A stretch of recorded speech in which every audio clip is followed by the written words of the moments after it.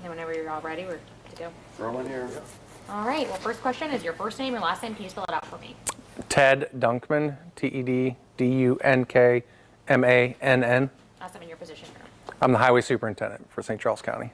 Well, tell us about how this first off, before we dive into later this evening, how did this morning look like? How did it go? And the roads here in St. Charles County? Yeah, so I think it went fairly well this morning. You know, we had 1 inch to maybe 2 inches in certain spots. So, you know, it's pushing off and cleaning up fairly nice. You know, with the weather and the lower temperatures, it's not all going to completely come up, but we are down to bare pavement in a few areas, and we're just trying to get as much cleaned up now before the next round moves in this afternoon. Tell us about preparing for that, and then kind of what does that mission look like for that round? So we're still going to keep our guys on 12-hour shifts. So we'll keep running them 24 hours through this next storm and until it stops and we have the opportunity to clean up the streets.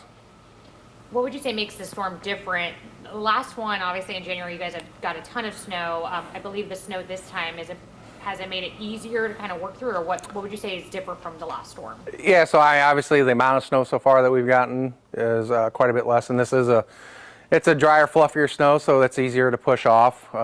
It is a little bit colder than it was the last time, so you know, the lower temperatures, the chemicals don't work quite as well, and so can't really expect to get it all up in a timely manner. It's gonna, you know, might take a few days to get it completely clear. Can you talk about, you were saying you got 36 routes and 1,800 miles. What's a typical route? Yeah, so we have 36 routes, over 1,800 lane miles, so that averages about 50 lane miles per route.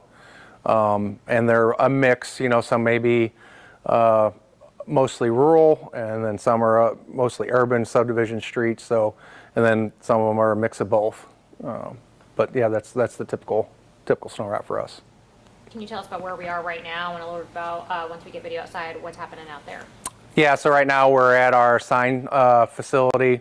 This is where we make signs, and our sign crews and striping crews are based out of for the entire county. And this is also our main salt depot that our central district is to cover their routes. How much salt is here? So this shed holds, or this facility holds 6,000 tons. And how much have you probably already used for this storm? Oh, for this storm, I really don't know. I can't. I don't have a good grasp on that. It's, you know, we're typically putting down 200 pounds per lane mile as we plow. You know, but we've backed off. You know, with colder temperatures, you know, we don't always put down a full amount just because it's not gonna work as well, and we don't want to waste our salt. Well, where does it come from? Where do you get that? So I believe it comes in off the from St. Louis, off the barge St. Louis. We bid it out every year. Either comes from you know, Morton Salt or Cargill or Oakley Industries. Those are usually the three main providers. And you said it, but as far as pre-treating, you're doing some, but there's only so much you can do because of the temperature. Right. Yep. With these lower temperatures, the treatment doesn't work as well, and so there's only so much you can do, and then you're just kind of just wasting money. The morning operation and the evening operation, are they going to be kind of be done the same, or is the evening one looking a little different than how you did it in the morning? No, I mean, we're still going to, you know, just be running routes and, you know, having all of our routes staffed. We're not bringing on any extra people, so yeah, it'll be a normal standard operating. Anything you want to share to drivers? I can imagine people are like, oh, like this is more fluffier snow, it's going to be, you know, probably easier, but what would you say to drivers who are out there or anyone watching, any message that you have?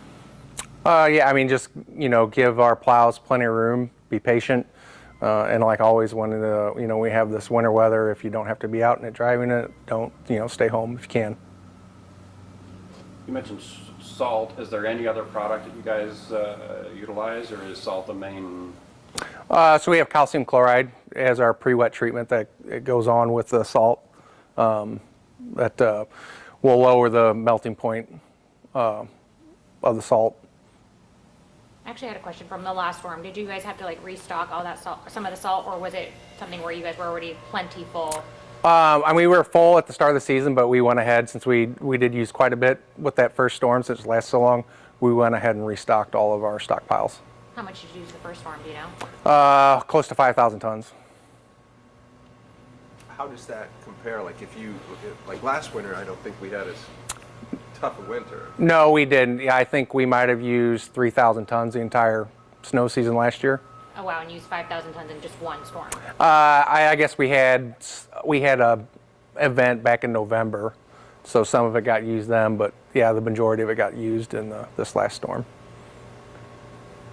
Anything else you want to add or include, or anything that we have not asked you that you think is important? No, I think we're good. Yeah. Yeah. Yeah. Perfect. Thank you. I really appreciate it. Yeah, no problem. Thank you.